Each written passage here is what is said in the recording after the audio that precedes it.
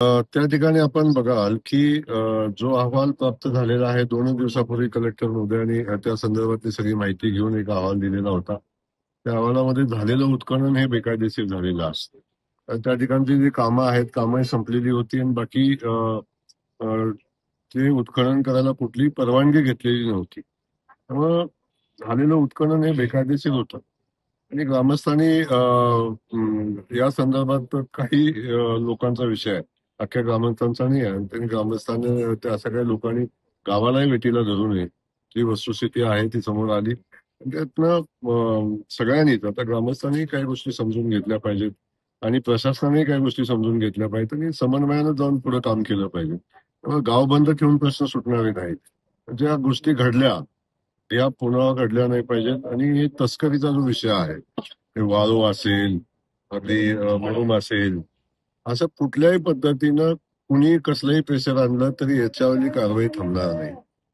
जी कारवाई झालेली आहे ती योग्य अयोग्य त्याची चौकशी होईल. त्या ठिकाणी ज्या घटना घडल्या योग्य अयोग्य होत्या याची चौकशी होईल.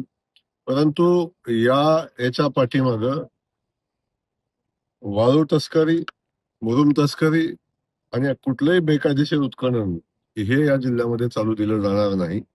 त्यासाठी 100% अधिकाऱ्याच्या पाठीशी शासन राहील आणि कोणी कसलंही प्रेशर आणलं तर त्याच्यावर कारवाई होईल. नाही, उत्खनन थांबवा ही भूमिका जी घेतलेली होती ती योग्यच होती.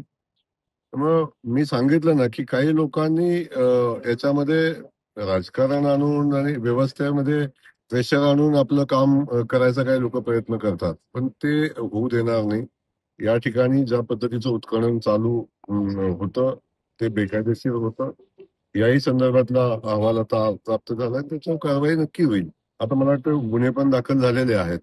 त्यामुळे राजकीय व्यवस्थेचा गैरवापर करणं काही लोकांच्याकडून लोकल लोकांच्याकडून चुकीची माहिती लोकांना देणं हे मला वाटतंय चुकीचं आहे. त्या संदर्भात आता भविष्यात काही गोष्टी आपल्याला लक्षात येतील आणि मी प्रशासनाला मला वाटतं 4 दिवसापूर्वीच मी बैठक घेतलेली आहे.